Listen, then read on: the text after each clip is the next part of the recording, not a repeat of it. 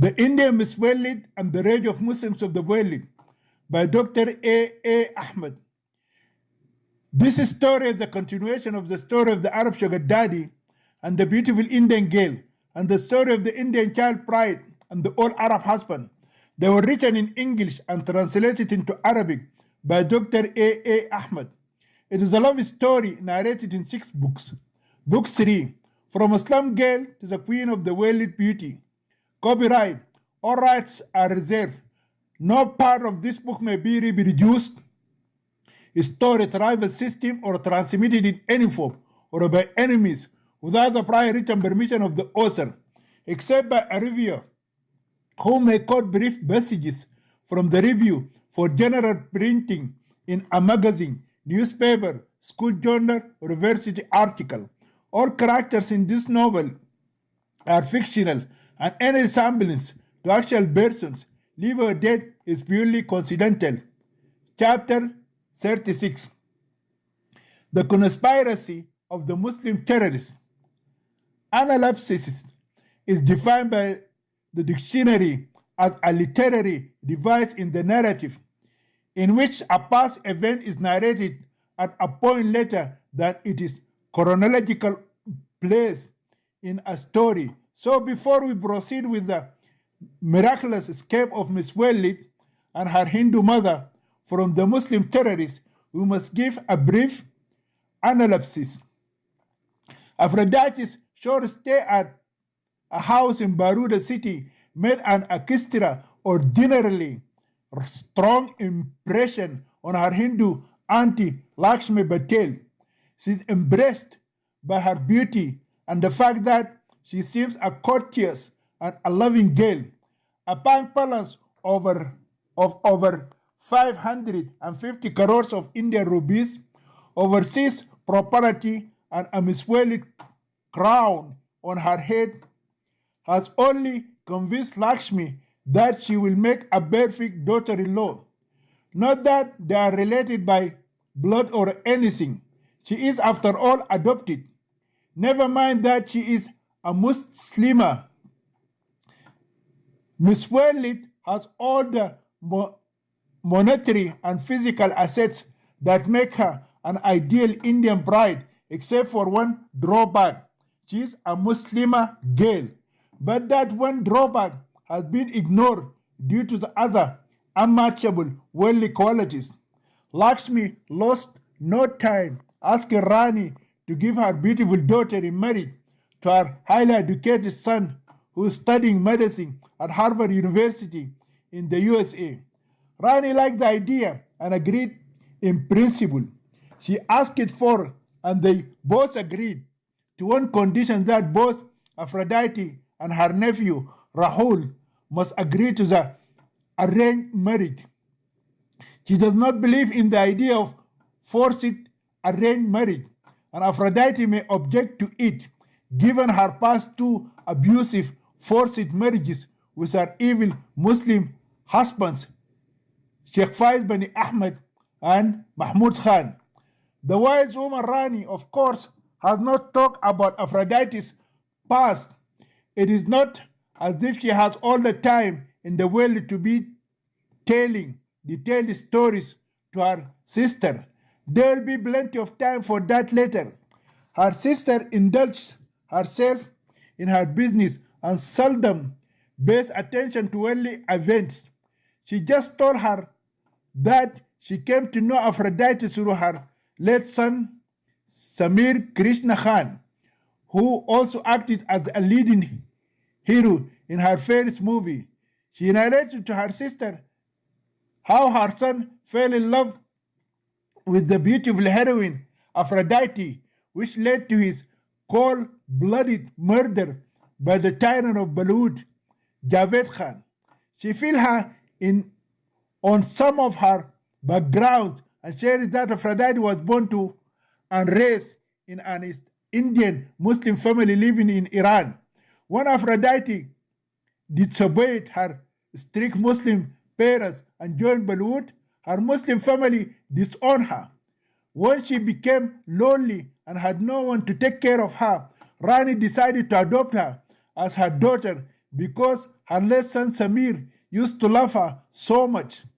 After her marriage, Lakshmi moved away from Bollywood and lost interest in the movie industry. Little did she know that Aphrodite's story was just an abbreviated tale. When they found a quiet moment to open their hearts to Aphrodite, she innocently accepted the idea and promised to marry Rahul Patel when she arrived in the USA.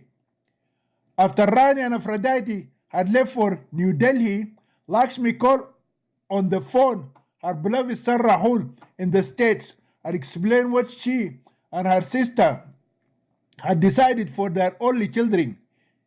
At any rate, Miss Walid and her mother arrived in Berlin city before the evil Muslim terrorists fixed their savagery, rape, and murder upon the innocent Malayali Christian nuns.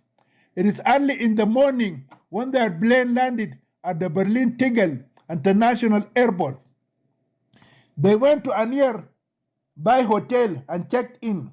The Hindu mother noted that for them to apply for US visas, they need to have a local Berlin address.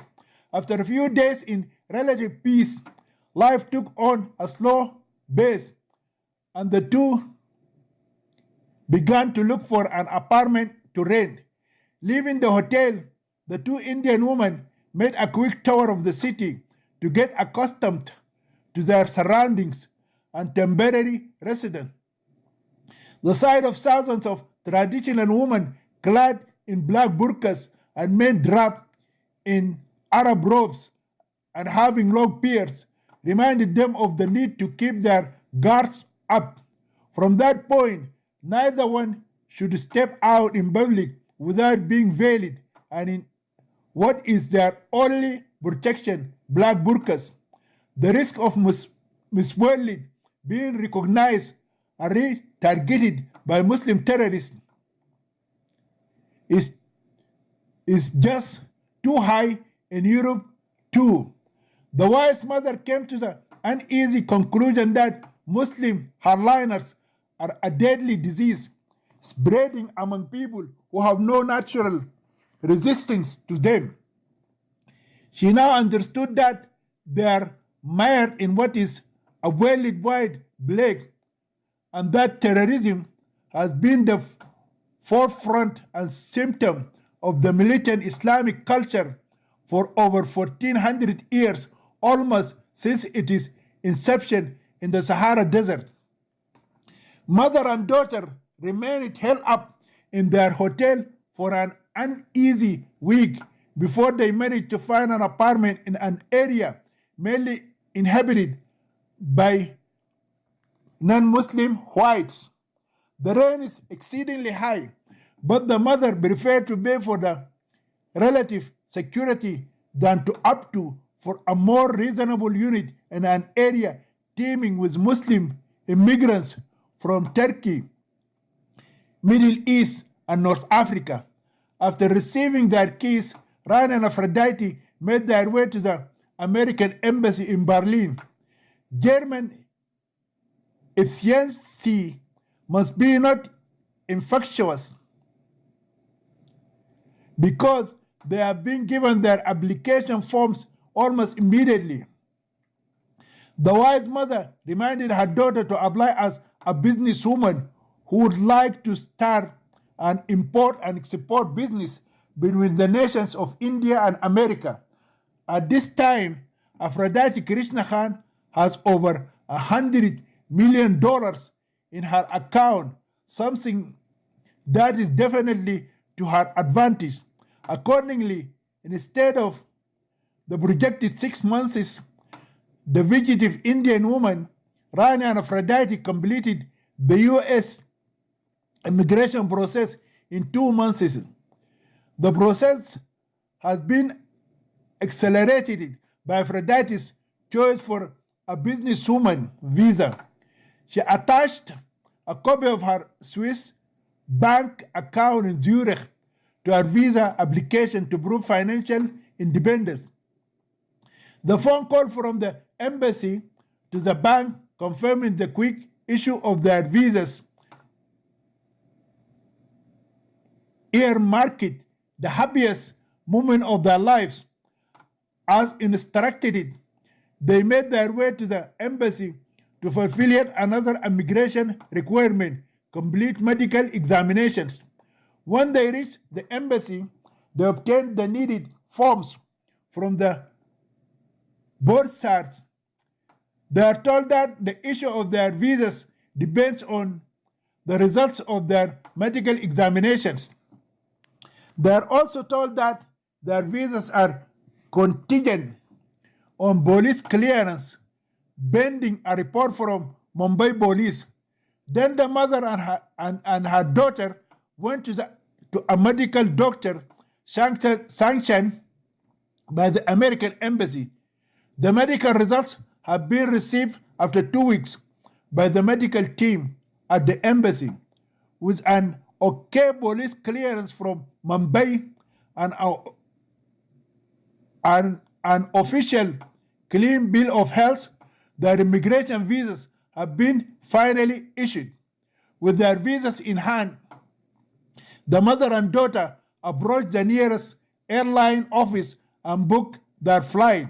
Their trip to the United States of America has been scheduled to take place 11 days after the issuance of their visas.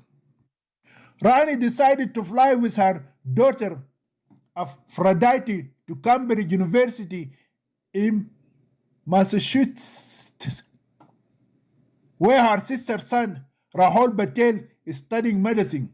She decided to surprise him and start arrangements for his happy marriage with her extremely beautiful daughter as soon as possible.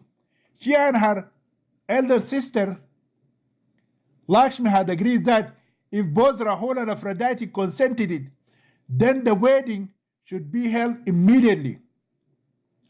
Mrs. Lakshmi Patel, of course, has to fly over from India to the States if and when the marriage should take place. This time around, Rani Krishna has decided not to phone her sister to inform her about their immigration status. She wants to surprise her too.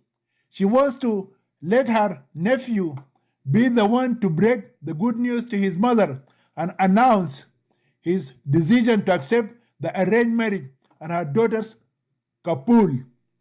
She continued making plans, and somewhere beyond the Atlantic Ocean, she decided to bank in with her nephew in his apartment with her daughter until they could find a nice apartment in a Muslim-free neighborhood.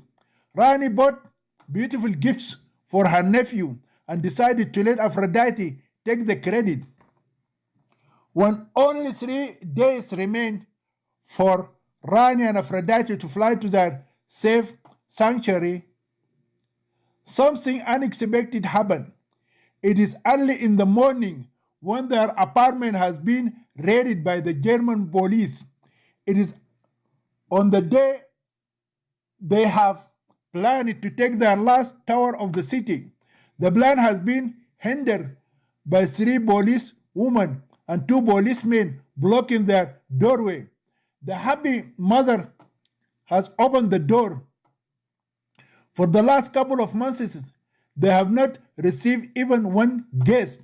The Hindu woman, Rani Krishna, opened the door, thinking that it was merely someone who needed direction to place he was looking for. Aphrodite, Krishna Khan, is taking her morning shower in the bathroom. She woke up late from all last night's shopping. The Berlin police asked for an Indian woman by the name of Rani Krishna. The Hindu mother responded to them saying, "I am Rani Krishna. Ma'am, we need you to come with us to the police headquarters. We have a warrant for your detention." "What have I done?" "All will be explained at police headquarters." please cooperate immediately, or we will have to forcibly arrest you. While the police officers are talking to Rani, her daughter Aphrodite overhears the stern exchange and comes running out of the bathroom. She did not understand what they had said to her mother, Rani, but she knew they were police officers. She saw the German police in their uniforms many times and hence recognized them when they showed up at their apartment. Therefore, Aphrodite began to shake and sweat. She remembered the Muslim terrorists who caused them to fly out of India. She saw that somehow there was a connection between the police officers and the terrorists who wanted it to kill her in India.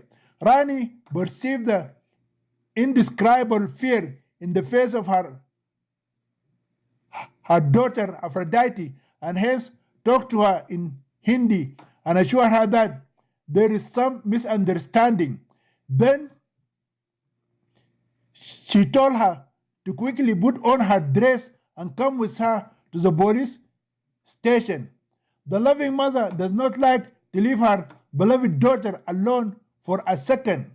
Aphrodite does not have the coping skills to deal with both the situation at hand and their long-standing problem with the Muslim terrorists.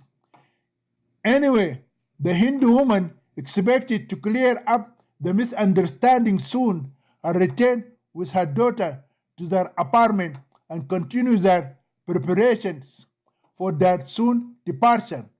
Neither one of them could have anticipated the events of that day. At the police headquarters, the German police told Rani Krishna that she was accused of murdering her sister Lakshmi Patel in Baroda city in India. Rani froze, unable to digest the fact that her beloved sister had been murdered. The German police officer went over the details of how her sister was beaten, raped, and murdered in her mansion, and all her guards and dogs were killed too. According to the German police authority, the arrested suspects confessed that they were hired to do the job by an Indian woman called Rani Krishna. The motive of the killing is a robbery of the late woman's wealth, money and gold. Known to be missing are her jewelry and many costly household items. The suspects alleged that the valuables were given to Rani Krishna, who hired them to do the murder and the robbery. The suspects also admitted to receiving a large amount of money from Rani upon completion of the murder and robbery of her sister's mansion. It is the Muslim terrorists of the devil incarnate Dawood Ibrahim who supplied information on the sister's location and which led to her capture. As far as the Baroda police are concerned, they mentioned in their report, which they sent it to the German police through fax, that Rani Krishna had fled with an undisclosed amount of valuable property, headed to New Delhi, and then flew to Berlin to lay low, pending her escape to America. That day, Rani Krishna pleaded with the German police, but they did not seem to heed her words of innocence. Aphrodite Krishna Khan has lost in all the upheaval, cried her heart out, and begged the German police to let her innocent mother go, but they have not given her words and tears any considerations too. They simply told Aphrodite that she was free to go. Her name is not mentioned in the Indian police report that was sent to them through fax. Her suspected mother Rani Krishna, on the other hand, has to be extradited to India by Interpol at the earliest convenience. Aphrodite continued to beg for her mother's release. Rani herself is silent, knowing that the net of the conspiracy is closing in on her, caused by Dawood Ibrahim's Muslim terrorists and the corrupt Indian police. Rani Krishna, her mind still working like clockwork, realized that her adversaries were expecting both mother and daughter to be shipped back to India. Turning to face Aphrodite, she spoke clearly and firmly in Hindi and in a tune that told her daughter to listen carefully and not interrupt. Aphrodite is to carry on with the plan of escape to the States. Once she had been clear of the false charges, she promised to join her in the USA. She reminded Aphrodite that she was to locate her cousin Rahul Patel and stay with him. The wise Indian mother glanced around, wanting to make sure that none of the Germans in the room understood what she was about to say further to her daughter.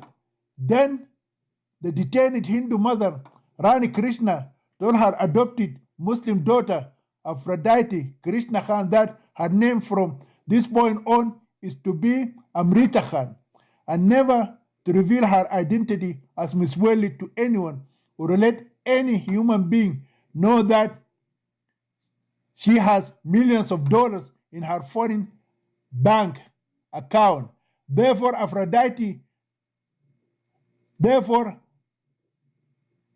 Amrita Khan has firmly been instructed that she should neither reveal her true identity nor should she remove her Islamic burqa or show her face to any mortal being until her mother, Rani, has been released and joined her in the USA.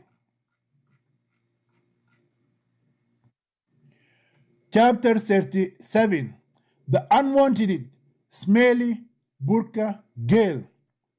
The son of the late Hindu woman Lakshmi Patel has been living in the USA for 3 years, having come from his native country of India on a student visa. Rahul Patel is accepted to the medical program at Harvard University, and in the process, he has also come to love the American way of life. He has a white girlfriend. She is his classmate and they share an apartment.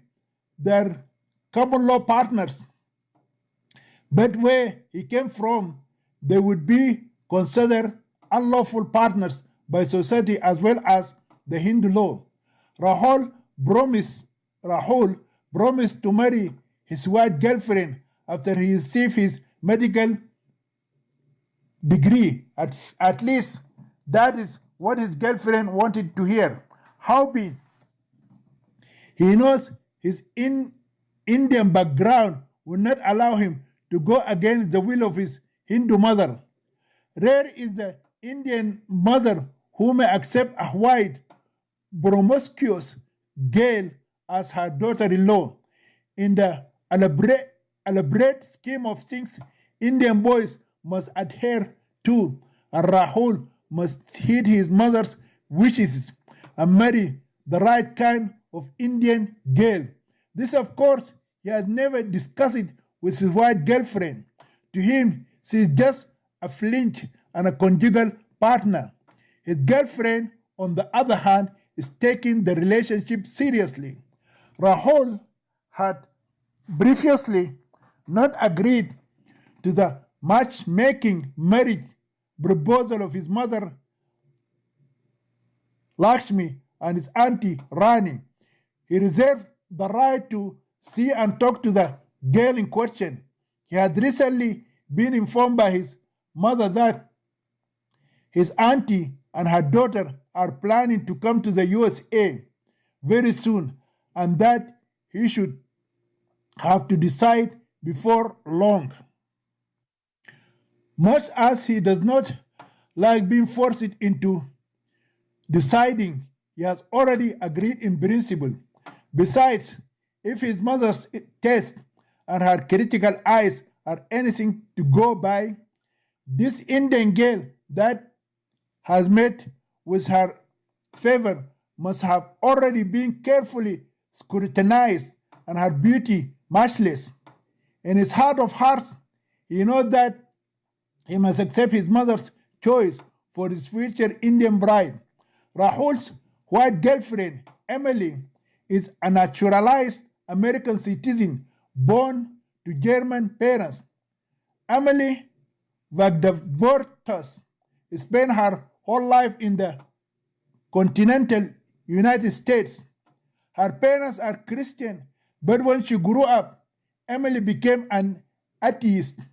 She is 24 years old and her Indian boyfriend is 23 years old, and they have been living together in cohabitation for over a year. So far, the common understanding is that they should both put marriage and children on hold until they finish medical school and are gainfully employed. For the time being, Emily lives off her student loans, while Rahul is financed by his rich mother.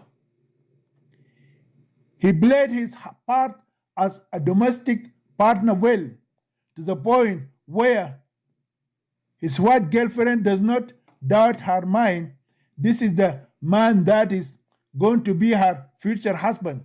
In his case, apart from her warm body in his bed, he is just looking for a girlfriend to share the rent and expenses with him. For 15 months, the love affair blooded it along with a hitch. One particular afternoon, a female visitor showed up in front of their apartment. She is a young immigrant in a black burqa, which left them both wondering as to her origin and her purpose in visiting. Emily suspected she is a Paki, but Rahul recognized her. He said she spoke fluent Hindi to the Pakistani cab driver when she arrived. They settled on the conclusion that she had come to the wrong address by mere chance. The Indian boy Rahul decided to find out and so talked to her in Hindi and asked her who she is and what she wanted it. She told him that she came from Germany and she wanted it to meet Mr. Rahul Patel from Baroda in India. Rahul is confused. A burqa-clad girl from Germany is looking for him by mentioning his full name. He shared his mother's disdain and hatred for Muslims, regardless of age, gender, race, and country of origin. He too held all Muslims responsible for murdering his Hindu father in a cold-blooded massacre at the Mumbai Taj Mahal Hotel. This burqa girl is not making it easy for him to be polite and civil.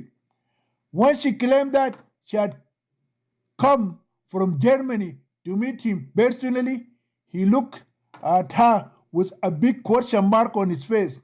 He even looked at his white girlfriend and sought her explanation. Emily lifted her hands and shoulders, looking equally baffled. Who gave you my name and address? And how did you come to know about me? I'm a Hindu and I don't have any Muslims in my family. I don't have Muslim friends in India or even in America. Your mother, Mrs. Lakshmi Patel, had given us your address in America and asked us to visit you. Who is us? You mean there are other people with you? I mean my mother and me. Your mother? Who is your mother and where is she? My mother was arrested by the German police just 3 days before we were supposed to fly here together. Listen, girl, maybe my mother had given both of you my name and address and asked you to visit me when you arrive in the States. However, let me make this noticeably clear to you. I do not want anything to do with Muslims.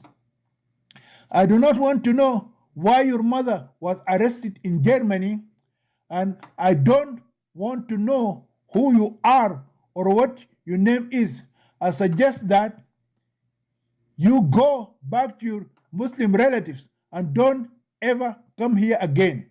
I have no relatives. I don't know anyone in America.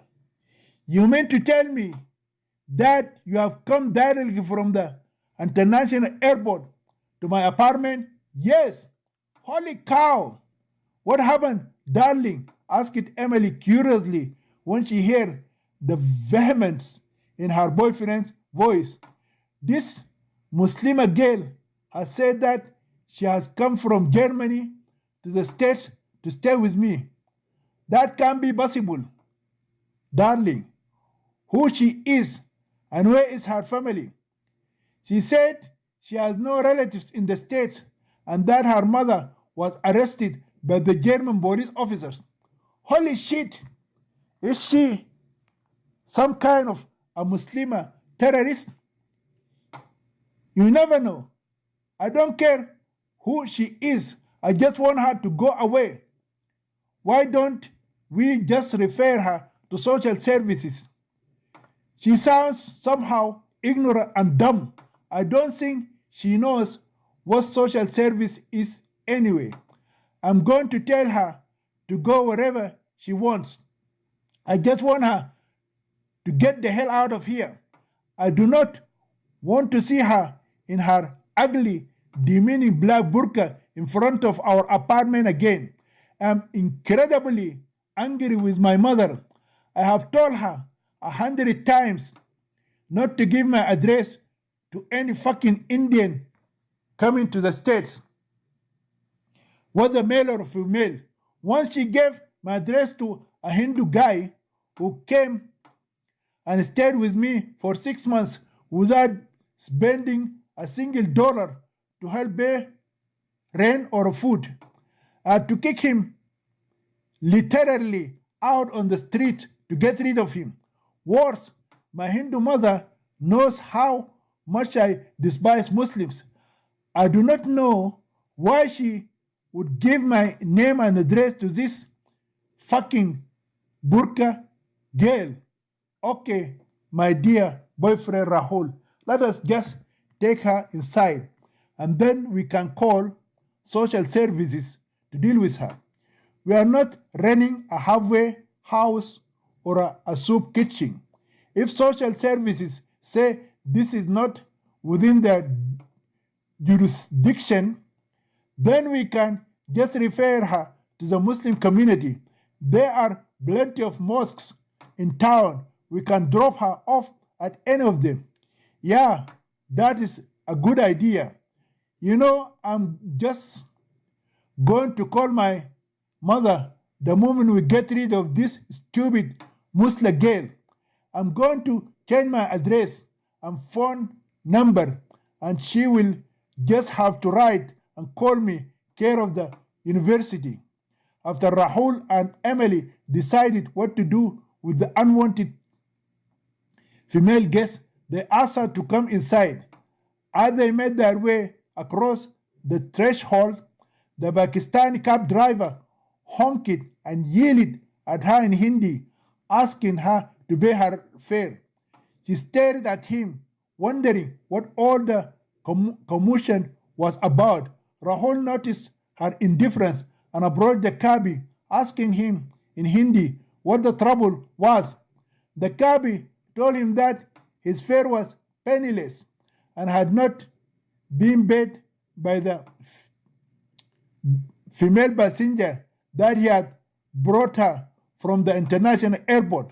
Rahul took a moment to speak with his girlfriend Emily and then paid off the cab driver.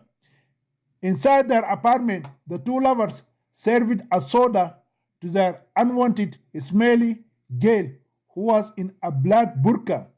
They have not asked if she had her lunch on the plane or whether she is hungry. After that, Emily brought the phone book and searched it for the local social service office number. Once she found the number, she asked her boyfriend Rahul to make the call and report the case of the intruding Muslim girl who came to his apartment. The social service office told Rahul that they can only take care of refugee immigrants who have been brought by the American government for resettlement in the USA. Those situations are dealt with at the international airport, where the representatives will arrange for transfers to various refugee shelters or a pre-arranged housing. A quick computer check told social services that the girl in question does not flag any lists on their computer and she is not shown to be an alien resident. They ended the conversation by telling Rahul that they could do nothing for their Indian female guest. Rahul is incensed by the response of the representatives and tell them that he is a student living on a limited budget provided for by his widowed mother in India. When he failed to get any sort of positive response from social services, Rahul suggested that they just ask her to leave immediately and never return to their apartment. However, Emily intervened again and pleaded with him to let her stay for a day or two until they could find some charitable Muslim community outreach program to take her in. Against his wish, Rahul agreed to keep the burqa girl in his apartment. He told his girlfriend Emily that they should try to know more about their unwanted female visitors before they allow her to stay in their apartment. He's scared that she might have been faking her situation and is suspicious she might have some kind of Islamic terrorist link. So he tried to get to know more about her. She has already told them that her name is Amrita Khan. Then they asked her to tell them why her Indian mother was arrested by the German police. She said that her mother is falsely accused by the police of killing her sister in India and robbing her of jewelry and other costly things. Her answer does not make any sense to them. Instead, it frightened them. They decided not to ask her any further questions. While Rahul has a problem with all Muslims in the world, his white girlfriend Emily has an issue with all immigrants from the third world. The white girl Emily believes that immigrants from Asia and Africa are backward, uncivilized, lack good manners, and are unhygienic people. She also believes that their clothes have a foul odor and they eat smelly food too. For that reason, she convinced her boyfriend not to allow Amrita Khan to sleep in their apartment. Their apartment has 2 bedrooms and a living room. Nevertheless, Amrita Khan is forced to sleep in their small garage. It was during the summer season when Amrita came to stay with them. The unrelenting heat kept her awake for a long period, and the insects feasted on her flesh throughout the night. There is no fan in the garage. Even during her captivity in the mansions of her two evil captors, Sheikh Faiz bin Ahmed and Mahmud Khan. Amrita Khan was never forced to sleep in a place made for keeping cars. There are 2 cars in the garage. She has been given a blanket and a pillow and nothing else. She slept in a small corner in the hot garage. Worse than that, the unwanted Burqa girl happens to be starving to death. She has some candies and cookies in her bag, in her big bag, but she does not know where her host have stored her luggage. If the 2 lovers had asked Amrita Khan to sleep inside their bathroom, that may have been more bearable than making her spend the night in their garage. Emily has a small bed dog. The small dog sleeps comfortably all alone in the second bedroom. Worst of all, they have not given her anything to eat. The last meal Amrita Khan ate was somewhere in the middle of the Atlantic Ocean, inside the airplane between the European continent and the North American continent. Moreover, she is not offered the use of the shower or an opportunity to change her clothes and put on her nightie. She has not used the toilet since the time she came in. She does not even know where the bathroom is located. Chapter 38. Emily believes her dog is better than the burqa-clad girl. The Indian Muslim girl, Amrita Khan, is a product of her upbringing. While she is genuinely a sweet and friendly girl, she has been taught to treat others with suspicion and is slow to trust. Her Hindu mother, Rani Krishna, had told her to travel incognito and hide her identity. She followed her mother's instruction to the letter and more. How is she to know she does not need to hide her identity from her cousin Rahul, who is the son of her Hindu auntie Lakshmi? The Hindu mother Rani did not order her adorable adopted Muslim daughter not to spend any money. Since leaving Germany, Amrita did not spend one single dollar. She has 65,000 US dollars in cash stacked inside her luggage.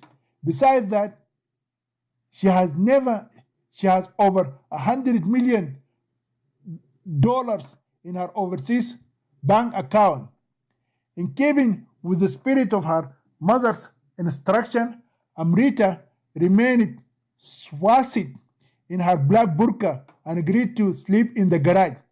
Sleep did not come easy on the hard, hot concrete floor, and the hunger banks reminded her of her need to eat and drink.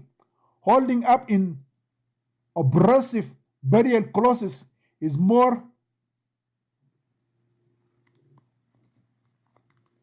comfortable than the torment of the mosquitoes and other bloodsuckers.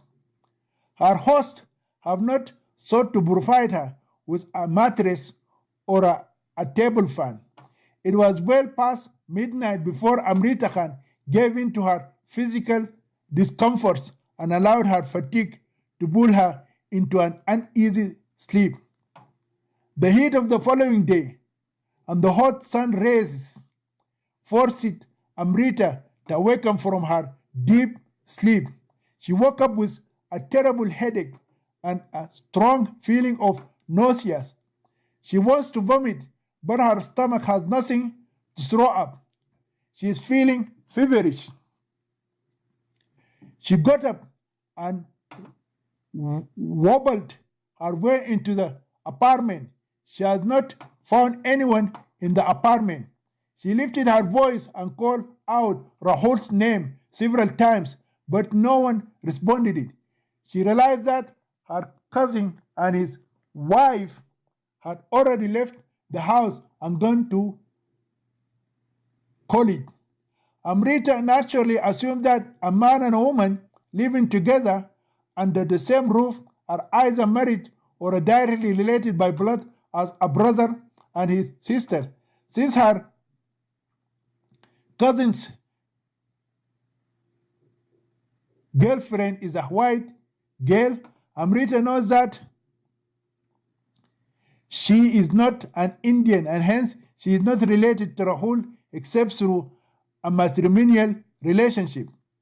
Her empty stomach forced her to look around the apartment in search of anything edible to quench the pangs of her hunger. She began her search in one of the rooms, starting with the dog's bedroom. The dog is not there because its female owner has taken it to its babysitter or a dog sitter or whatever the hell they called it. Amrita found some leftovers from the dog's breakfast and consumed them. She even took some drinkable, tasty liquid from its vessel and drank it too. It is not enough to satisfy her thirst, and hence she licked the vessel with her tongue and lips. She searched in the dog's room for more food and more juice to drink, but she did not find anything. She is so hungry that she can eat anything, even if she found crumbs of food in the garbage can. Therefore, she left the dog's bedroom and entered the bedroom of the two lovers. Luckily, in the lovers' room, she found a half-drunk can of beer and finished it. Then she looked around and found two glasses half filled with red liquid. She picked up one of them and began to drink it. The bitter taste forced her to stop halfway. Her taste forced her to finish it. That done, she picked up the other cup and drank it too. After that, she saw a half bottle with a red liquid in it. She lifted it and looked at it for a while. Not knowing what it was, she began to drink it too. It had the same bitter taste, but she decided to finish it. After that, the unwanted female guest left the lover's bedroom and went into the living room. Then she found a half-consumed sandwich in the garbage can, and she devoured it too. Finally, she sat on the comfortable couch and began to stare blankly at the huge TV screen in front of her. The TV is switched off. She began to feel everything around her moving, severely affected by the alcohol she had just ingested. This time, she extended her long legs the length of the sofa and laid her body to rest on the comfortable couch. The air-conditioned living room made her feel very sleepy. She wished that her cousin and his white wife would have allowed her to sleep in the living room instead of the hot garage. The comfort of the big leather couch, the air-conditioned living room, and the alcohol she drank rid Amrita of her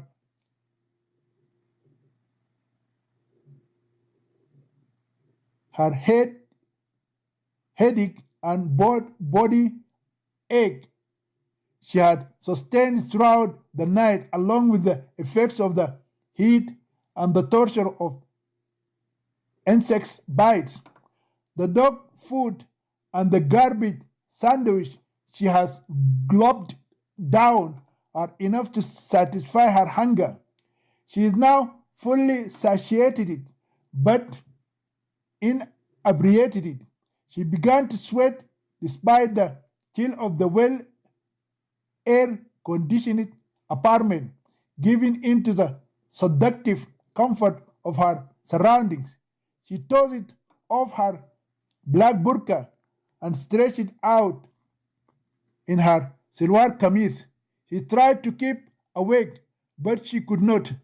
She soon fell asleep and immediately began to snore so loud that she could be heard by the neighbors.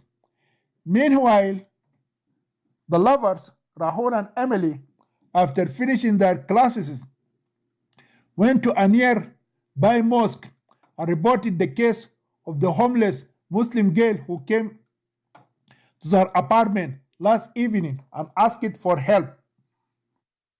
Rahul informed the Imam of the mosque that he is Hindu and has no relationship with the Muslim girl. He also presented his white girlfriend as born to a Roman Catholic Christian family, but she does not believe in God. Consequently, he requested the Imam to send some people from the mosque to his apartment to see about the homeless Muslim girl and provide shelter for her. The Imam told him that the mosque was not a place for homeless women. He told him to advise the homeless Muslimah girl to approach social services for help. Rahul said he had tried that only to have social services tell him that they were unable to help. The Imam said to him, the mosque can do nothing in this case. He also told him that the mosque has no funds to provide help and shelter for Muslims with problems like this. Despite that, the Imam admitted that the mosque occasionally offers temporary shelter for Muslim men who have no place to stay. But in no uncertain terms, a Muslimah woman cannot be allowed to sleep inside the mosque, no matter what her circumstances may be. Then the Hindu boyfriend and his atheist white girlfriend wanted it to know why the Islamic mosque discriminates between Muslim men and Muslim women. But the Imam told them that it was none of their business and tried to kick them out of the sacred ground of his office. The mosque Imam is a Pakistani man and very unfriendly and mean. When the two lovers told him they did not like his unfriendly attitude, he said to them, then take your unwanted Indian burqa girl to sleep in either a Hindu temple or a Christian church. Then he threatened to call the cops on them if they did not leave. When the Islamic mosque refused to help in the case of Muslim girl and its Imam kicked them out, the white girlfriend Emily agreed with her Indian boyfriend Rahul that it was high time to kick the Muslimah burqa girl out of their apartment into the street. She said that if she refused to go, then they should immediately call the cops on her. Rahul concurred. Rahul concurred, driven more by the fact that he simply does not wish to spend money keeping a Muslimah girl as a parasite in their garage. As soon as the two lovers arrive at their apartment, they are surprised to find their unwanted female guest sleeping in their living room instead of their garage. She is lying on her back with her black burqa on the floor. She is in her sirwal and kameez with her legs exposed bare to the knees. One of her legs is stretched out of the back of the couch and the other is bent at the knee. Both lovers are struck by her marvelous beauty. They have not seen her face before that time. She has appeared to Rahul like a princess in a fairy tale. He could not believe that a human being could be so beautiful. Staring at her, he is convinced that her face far outshone that of Aishwarya Rai of Bollywood, and her sexy body surpassed the body of the Indian former Miss World, Priyanka Chopra. She is even more beautiful than the Egyptian queen Cleopatra and the Greek goddesses Aphrodite of Greek mythology. They all would just have to be content with second place compared to this new vision of loveliness. He did not even remember he had seen a Miss World that was exceedingly lovely and sexy as this burqa-clad Muslima girl. The more time Rahul spent admiring the sleeping beauty laid out before him, the more sexually aroused he became, and his fellows stood up. His white girlfriend Emily, on the other hand, began to see a thread and lost her temper. She rushed to the sleeping form of a young woman and dragged her off their couch. Amrita Khan fell off the couch with a thud and woke up, thinking she was in the grip of a horrifying nightmare. As the face of the angry white girl slowly came into focus, she put two and two together. She stood up quickly and looked blankly at the angry American girl. She does not understand why she has been assaulted. Emily is screaming in her face and yelling at her in English. Amrita could not grasp a word of what the angry white girl was saying to her. It was Rahul who intervened and told her in Hindi that she should not be supposed to sleep in the living room. He said to her that the living room was not a place for sleeping. He said to him that she was sorry, but she was tired and sleeping and could not help it. It is abundantly clear that Rahul's attitude towards the burqa girl has changed after seeing her without her demeaning niqab.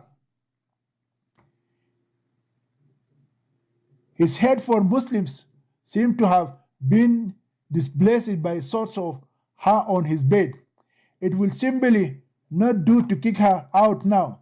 How can he chase this most sexually appealing young woman of his dreams out of his life? How can he strike up a relationship with her or anything if she is deported? Somehow, the incensed ranting of his American girlfriend began to pierce his reverie, and he realized that she was still going on about how the unwanted burqa girl is blackening their couch with her filthy body. Rahul tried to placate Emily by saying that Amrita had fallen asleep in the living room unintentionally and that she should not be so harsh on her. Emily refused to see his point of view and reiterated her demand that she be thrown out of their apartment right away. Rahul told her that it would be improper and unfair to kick such a young, homeless Indian girl out on the streets when she has nowhere else to go and probably does not know the English language to survive on her own. The look in her Indian boyfriend's face and his change of heart is not lost to Emily. She guessed correctly that after he had seen the beautiful face and the exposed sexy body of the burqa girl, things may now change between them. Sensing no response from Rahul, she confronted him and delivered her ultimatum. You either throw this filthy, disgusting, Baki female immigrant out of here, or I am going to leave for good. Rahul boasted and then acquiesced, begging his not to be satisfied with anything less angry girlfriend for a grace period of 24 hours so that he could make arrangements within the Indian community to house his incredibly beautiful female guest. Of course, his mind is working overtime on another plan altogether. Once Rahul has managed to get his white girlfriend to calm down and allow Amrita to stay for another day in their apartment, he begins to push the limits to see how far he can go. He tried to convince his girlfriend to allow their female guest to sleep in the second bedroom occupied by her bed dog. Emily said that she would never allow anyone to take the place of her adorable doggy. She loves and values her lovely doggy too much to allow a dirty, Baki girl to take over his living quarters and makes it dirtier than a garbage container. When her Indian boyfriend felt uncomfortable about her racist words, she responded it by saying that her dog may feel bad about being forced to sleep in the living room and give up his bedroom to an unwanted burqa girl. Her boyfriend tried another angle and asked that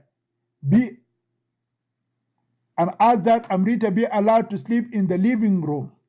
Once again, his white girlfriend, Emily, sternly blocked that suggestion by saying that the Baki girl may dirty up their couch. Emily is not worried about the couch as much as she's worried about making the burqa girl too comfortable. If she becomes comfortable, she may not want to leave, with neither one willing to give in. A long argument ensued, which culminated in the decision to allow the unwanted Muslima girl to sleep in their kitchen. Then the Indian boyfriend convinced the American girlfriend to allow the extremely beautiful burqa girl to have dinner in their kitchenette. Emily grudgingly agreed, again worrying about making their temporary unwanted female guest too cozy. She agrees to serve the unwanted burqa girl some eggs on toast to eat and sleep on the solid floor of the kitchen.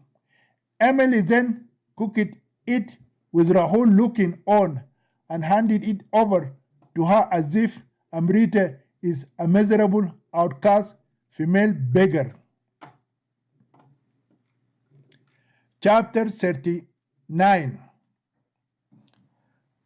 The Muslima burqa-clad girl is suspected of terrorism. The American girlfriend Emily is now sure that her Indian boyfriend Rahul has a major crush on the Baki Muslim girl. Things began to change the moment he saw what she looked like under her demeaning black burqa. She concluded that the burqa girl must have removed her ugly Islamic niqab to reveal her unmatchable beauty and sexy body to tame her Hindu boyfriend. Before any further chemistry develops, she should have to put a stop to all this nonsense. After arriving at this conclusion, the white girlfriend Emily has decided that her Indian boyfriend Rahul is not to be left alone with the dirty, Baki temptress. They are now being observed discreetly. Rahul also saw that the Baki girl had removed her burqa and veil for his benefit. Of course, after she began to show such an overt interest in him, how could his white girlfriend agree to her staying in their apartment? He decided that the best way to work this problem out would be to buy some time for himself. He figured out he must smuggle the lovely Muslim girl from their apartment and keep her in a basement belonging to one of his Indian friends. His Indian friend had recently traveled to India and got married to an Indian bride and brought her back with him. The friend too used to have a white girlfriend before he ditched her to fulfill his duty as a faithful Indian son and stand by his parents' choice for him. Accordingly, Rahul decided to approach his Indian friend, telling him that he had found a nice Indian girl and decided to marry her. He planned to ask him to rent his apartment to his new Indian girlfriend and he will pay her rent. In the meantime, the white girlfriend, Emily, is also busy making plans. She has determined that the Baki girl and her boyfriend should remain separated forever. She already hears some stories from her American girlfriend that Indian boys are quite capable of having an intern girlfriend before being called back to India only to return with an Indian bride in an arranged marriage. She does not want to be strung along after having become emotionally invested in a long-term relationship only to be dumped like a dump truck emptying its garbage. For that reason, she must not, from that night on, enjoy a restful night's sleep. She has to remain vigilant, watching her fiancé like a hawk, hoping her suspicions will bear just fruit. Every time Rahul went to the bathroom, she followed him and waited for him in the living room until he came out. Her excuse is that she too wanted it to use the washroom. Many times during the night, she visited the kitchen and checked on the burqa girl. She wanted it to know whether the burqa girl was going to shed her ugly black cocoon and expose herself again to entice her future Indian husband. Strangely enough, she has always found the unwanted Muslima girl to be fully clothed in her black shell. The following morning, Emily feigned excessive menstrual pain and decided to stay home as she could not sleep at all the previous night.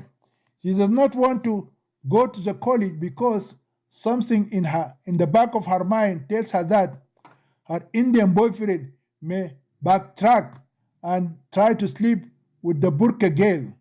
Rahul does not bother to compel Emily to go to the doctor or ask if he can get anything for her treatment from the pharmacy. He just said his goodbyes and left. He is happy she did not come with him that day. Instead of going to his classes, he set about putting his secret plan into action. He headed directly to the Indian couple he had in mind and told them about the beautiful Indian girl who came to his apartment. He said that he wanted it to break up with his white girlfriend and had decided to marry the lovely Indian girl who came by chance to his apartment. His excuse for ending his friendship with Emily, his Hindu mother refused to allow him to marry a promiscuous American girl who agreed to sleep with him before marriage. The couple welcomed his decision and promised to keep the Indian girl in their basement and do everything they could to see that their marriage would soon take place. With Rahul out of the picture, Emily understood that she has truly little time to get the Baki girl out of her apartment permanently. She went to the Burka girl who was still sleeping on the floor of the kitchen and woke her up. Then she took hold of her hand and dragged her to the bathroom. She showed her the tub and the soap.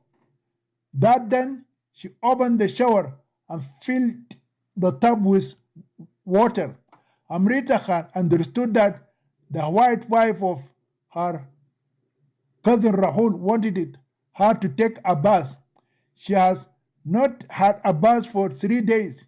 She was afraid that if she used the bathroom and had a bath without someone giving her permission, her cousin's white wife may not like another strange girl to use her tub. For that reason, she waited for someone in the house to ask her to take a bath. Therefore, she becomes glad when her cousin's wife asks her to use her tub so she can bathe herself and remove all the accumulated dirt from her body. After that, the cunning white girlfriend, Emily, locked the unwanted Burka girl up inside the bathroom from without. She does not want the Baki girl to come out of the bathroom until she can carry out the next step of her secret plan. Then she went to the kitchen and began to search for something suspicious she may find in her small handbag and other luggage of the Baki girl. The first thing she discovered was Amrita Khan's passport under a different name from what she had told them. She read the name with great amazement. Aphrodite Krishna Khan. During her relationship with her Hindu boyfriend, Emily understands that those 3 names cannot be together in somebody's name because Aphrodite is an English name, Krishna is a Hindu name, and Khan a Muslim name. She knows that neither a Hindu would use Khan nor a Muslim would use Krishna. Her surprise mounted when she found the 65,000 US dollars in cash stashed in her belongings. She saw that a girl with such a huge amount of money would not agree to sleep one night on the ground of their garage and another night on the solid floor of their kitchen unless she was a madwoman or a criminal. Moreover, she knew no rational human being would stay more than 24 hours without food when she had $65,000 in her bag. Emily could only come up with 3 possibilities. Firstly, the money is counterfeit. Secondly, the Burka girl is involved in a drug trafficking. And thirdly, the Baki girl is going to use the money to finance some Islamic terrorist plot. After making her hasty conclusion, Emily picked up the phone, immediately dialed 911 and reported to the police the possible Islamic terrorist activities in her apartment. Amrita Khan had already been imprisoned inside the bathroom before the police came. She took her pass and tried to come out, but she found the door was locked from the outside. She knocked on the door and called in Hindi for someone to come and let her out, but no one responded to her call. She sat for more than 1 hour inside the bathroom after she finished her bath. When the door is finally unlocked, Amrita is frightened to death when she sees the face of a person standing in front of the doorway. She expected to see the white face of her cousin's wife. Instead, she saw the face of a black person who had a body and face of a man, but the chest of a woman. If it is not for her huge boobs, Amrita would have mistaken the female police officers for a man. She has been freed from her temporary prison into a more permanent dungeon.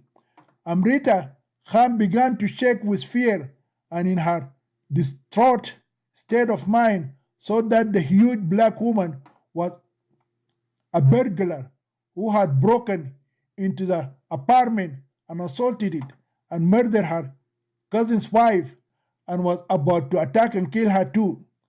Her fear intensified when she saw three policemen, two other policewomen, and one large dog, which she thought was a lion. So instead of coming out, she retreated and began to cry out loud and call for help in Hindi. The huge policewoman went in after her, took hold of her hand and dragged her out.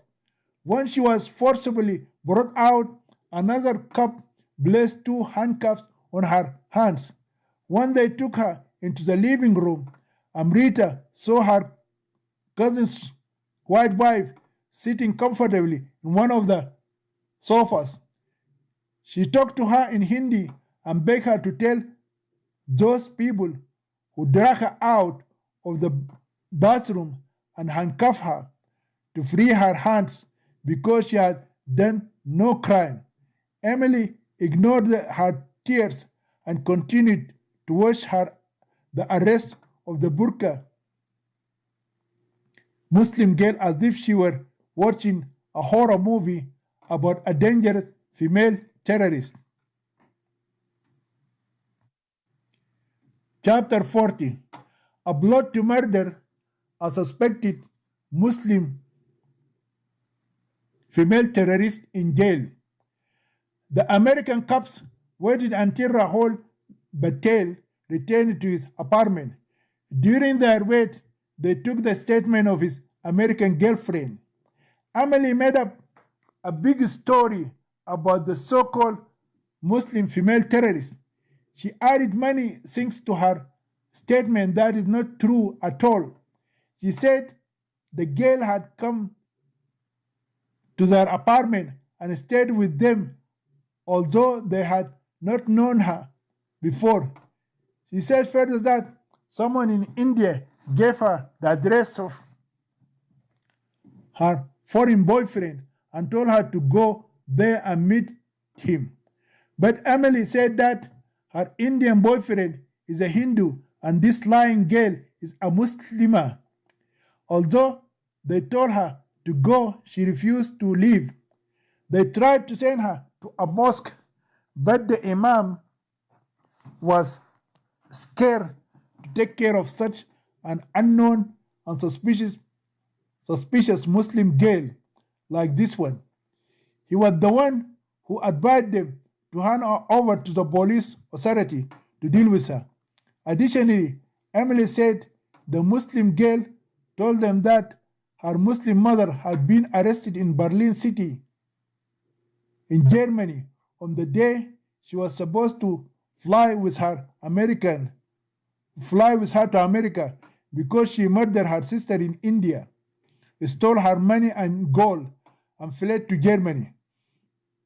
She hired some Muslim terrorists to carry out the homicide of her only sister. When Rahul arrived at his apartment, he was terrified to see there were 6 police officers and a huge brute in his living room. He saw the lovely Amrita Khan kneeling on the floor while her hands were handcuffed behind her back. She is on her bended knees and extremely petrified as if she is praying to the devil to rescue her from her detainers. She is not wearing her ugly black burqa.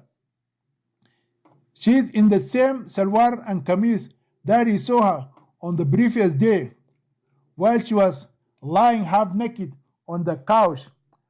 Although her face is unveiled, she appears to him as a different girl. She looks so frightened. Then his eyes sighted his white girlfriend. She appears calm and happy, her face gleaming with satisfaction. Before he can ask Emily to tell him what is going on, one of the police officers asks him what relationship he had with the suspected Muslim girl. He said that he knows nothing about her except that someone in India gave her his address. He also said that he is trying to help her find a shelter to go to. The police explained to him why they decided to detain her for further investigation for lying about her real name and the huge amount of money that had been found hidden in her bag. Rahul is shocked when he hears that the burqa girl is hiding $65,000 in her bags and that her real name is not Amrita Khan but Aphrodite Krishna Khan. He also could not believe that those three names could be combined to form the name of an Indian person. Therefore, he doubted the innocence of the burqa girl, and in his heart he sang his Hindu gods that she is exposed at the right time and arrested before she could get him and his white girlfriend in some serious trouble with American law. After talking to Rahul, the cops dragged Amrita Khan to their police car outside. By this time, tens of people gathered in front of the apartment to watch the arrest of the so-called dangerous Muslim female terrorist. Emily requested the cops to take the luggage of the burqa girl. She said she was scared that the Muslim girl might have some explosive device inside her bags. Although the police officers knew that their dog had not sniffed such dangerous things, still they agreed to take the suspected Indian girl and her luggage to their detention. In the third world, the most dangerous place for a detainee is the interrogation room.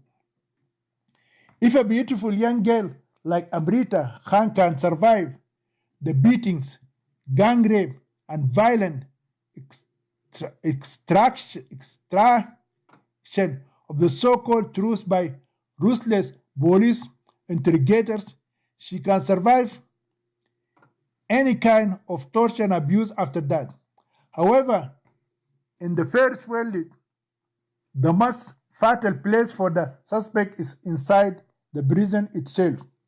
In Western countries, inmates detect three types of suspects: those held for violence against women and children, criminal pedophiles, and Muslim terrorists.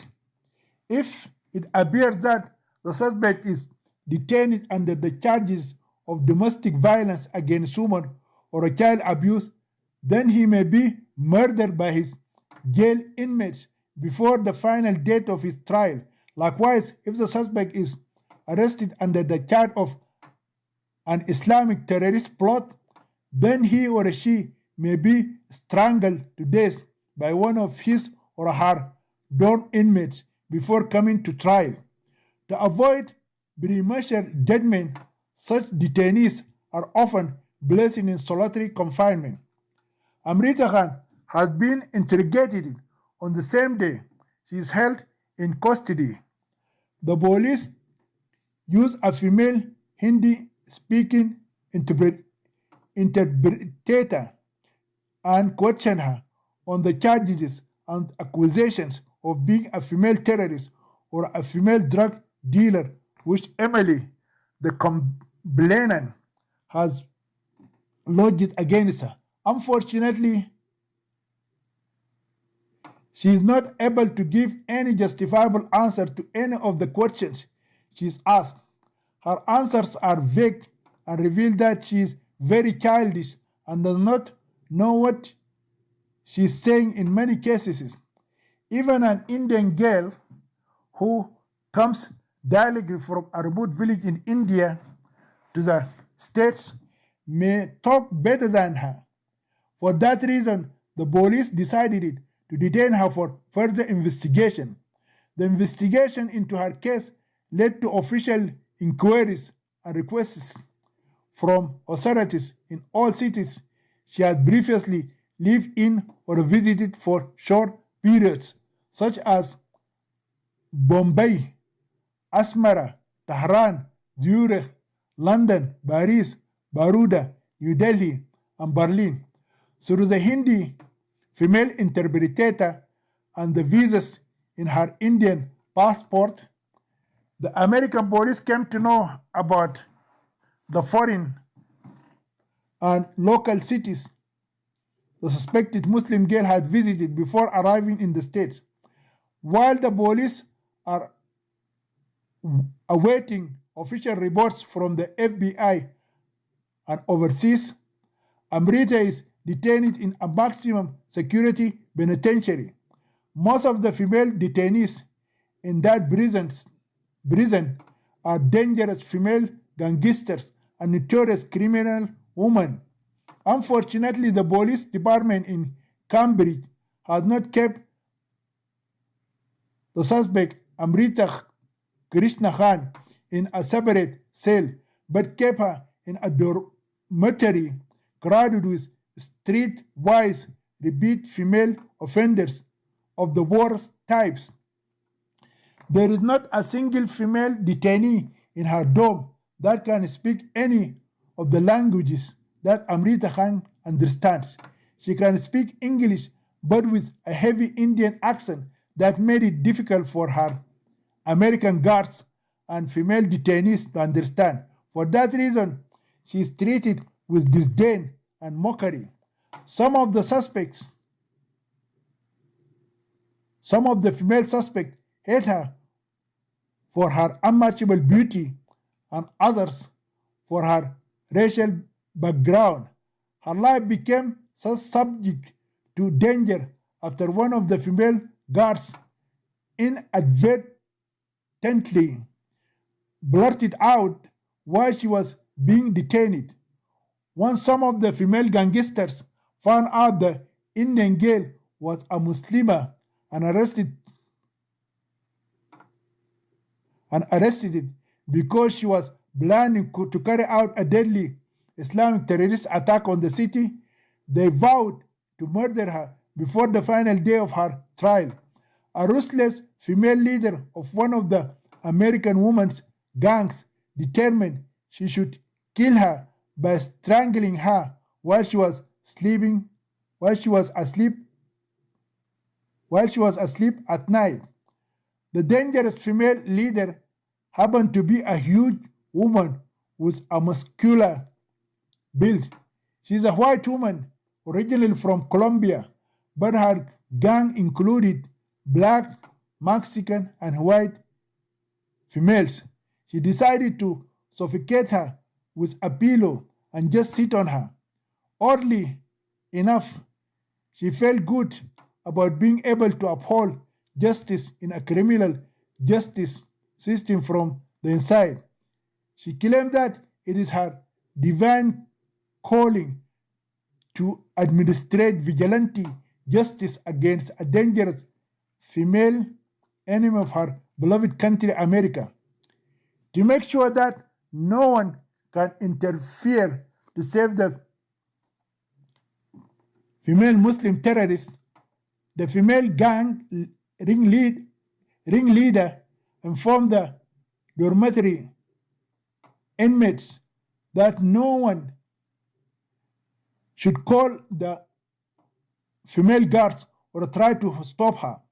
The words passed among the female guards among guards who are supposed to cover the night shift that she will kill their relatives on the outside if any one of them dare try and prevent her from killing the Indian female terrorist.